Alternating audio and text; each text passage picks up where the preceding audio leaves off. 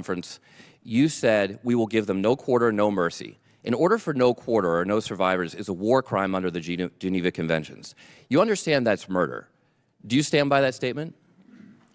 The Department of War fights to win, and we ensure that our warfighters have the rules of engagement necessary to be as effective as humanly possible. Okay, so just to be clear, you called Democratic members of Congress to be tried for sedition for reminding our troops to follow the law. But when you tell them to commit a war crime, you stand by yourself. For insinuating that the laws that we're giving them are unlawful. Time's expired. Military veteran and Congressman Seth Moulton just hurled a massive war crime allegation directly at Defense Secretary Pete Hegseth during a heated, live Congressional committee session. He didn't sugarcoat it. He held nothing back. He bluntly labeled the Secretary's directive as pure murder. We are watching a high-stakes, do-or-die clash regarding a lethal conflict draining hundreds of billions of dollars. This is a scenario where a defense chief who previously blasted lawmakers as feckless is now stuttering, shaking, and declining to withdraw an order that clearly shatters global law. But Moulton wasn't just there to bicker. He arrived armed with undeniable proof, from crucial naval assets being mysteriously deployed to the wrong hemisphere, to a $600 invoice crashing down on every single American citizen to fund this sheer arrogance. How does a standard defense briefing transform into an elite masterclass on dismantling a top-tier official exploiting their authority? Make sure to watch till the very end and hit that subscribe button. Because when government elites gamble with the country's lives and finances on a whim, you absolutely need to see the unvarnished truth.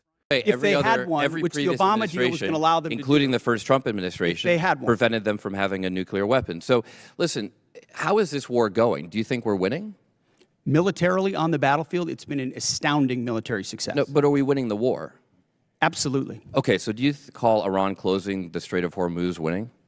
Well, I would say the blockade that we hold that doesn't allow anything to come in or out of Iranian ports, which is always we've blockaded their blockade. So they blockaded us, and then we blockaded their blockade. That's like saying, tag, you're it. Or, you know, if President Madison had said, well, the British just burned down Washington, but don't worry, we're going to burn it down as well. Chairman Kane, did the military have... Combat veteran and Representative Seth Moulton just delivered bulletproof evidence to a high-stakes confrontation. We are dealing with a deadly conflict burning through hundreds of billions of taxpayer dollars, while Secretary Pete Hegseth appears desperate to evade accountability and gaslight himself into believing in a phantom triumph. This is far from your standard political theater in Washington. It is a brutal interrogation of a cabinet member who previously had the nerve to call Congress incompetent, yet now stumbles and fails to address the simplest inquiries regarding combat strategy, from naval sweepers being inexplicably sent to the opposite side of the globe, to a $600 penalty falling squarely onto the shoulders of everyday Americans. Keep watching to the conclusion, because the exact second Hegseth gets trapped over a war crime mandate serves as a brilliant blueprint on how to dismantle an executive who ignores international norms. Smash that subscribe button, because when catastrophic military choices become the impulsive playthings of the ruling class, you deserve to witness the undeniable facts. Back. Chair now recognizes a gentleman from Massachusetts, Mr. Moulton. Thank you very much, Mr. Chairman. Mr. Secretary, you and I agree that Iran is a national security threat to us and our allies. Now, earlier you called us feckless for questioning your war. Do you think Congress was smart or feckless when it failed to ask tough questions of the Bush administration and gave them a blank check for Iraq? Well, if you're trying to compare this war to the Iraq I'm just asking war, you, do you think it was smart smart or the feckless? first one to call a stupid war, then it's a false comparison. Okay, well, probably a good idea to ask tough questions. So let me just ask you a few questions. Did you advise the president that we should attack Iran?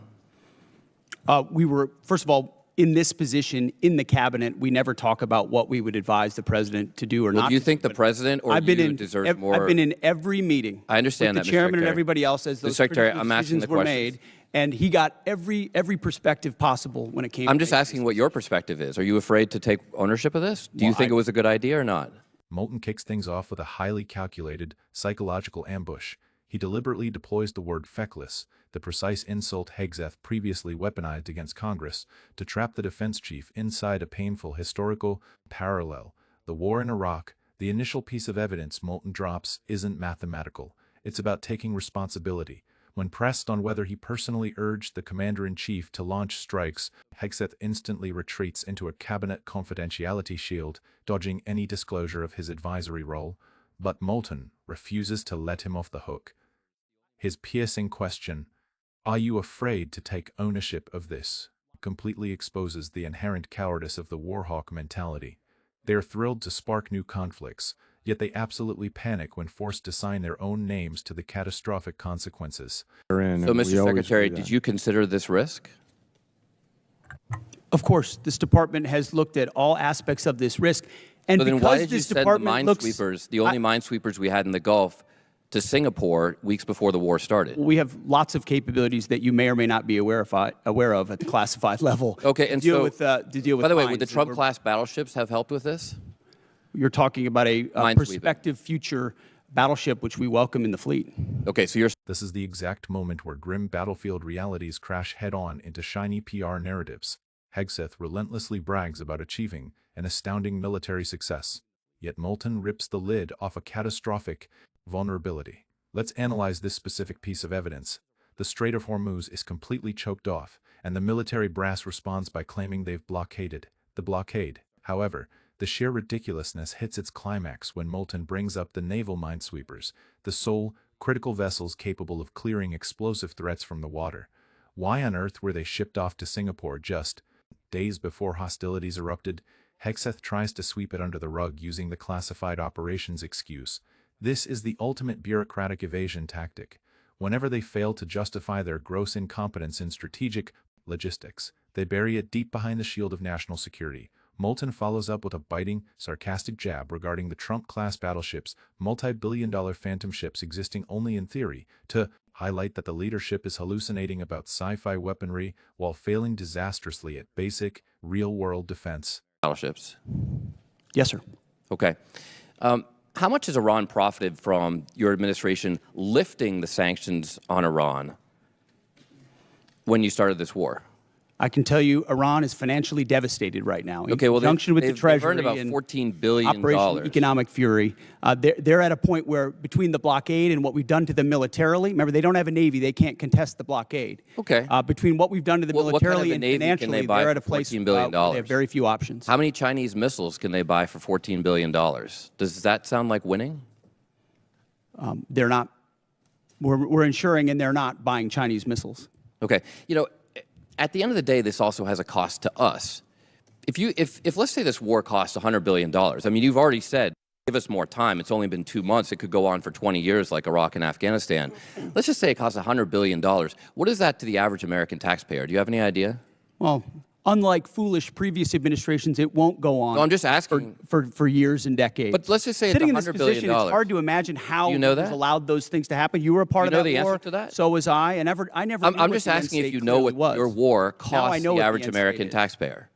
What is the cost of Iran having a nuclear weapon that they wield? I'm just asking if you know the cost of the average American I'm asking taxpayer. you what the It's about cost would be of that. So for the American taxpayers out there, my constituents, some of the constituents you wanted to represent in Minnesota, I'm just wondering if they have an extra $600 lying around to pay for your war. I think that's just a question that we ought to ask. Now, quickly, on March 13th in a press conference, All conflicts exact a toll in both casualties and cash, and Moulton drops the complete accounting book right onto the committee desk. Hegseth desperately tries to frame Iran as being financially devastated, yet Moulton fires back with a devastating reality check, $14 billion.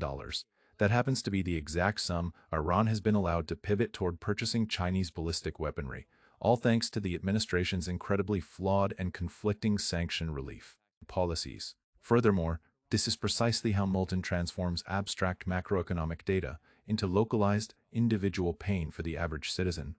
If this operation drains $100 billion, that is far more than a sterile statistic in the federal budget. That equates to $600 extracted directly from the wallets of every single hard-working taxpayer, including the very constituents in Hegseth's native Minnesota.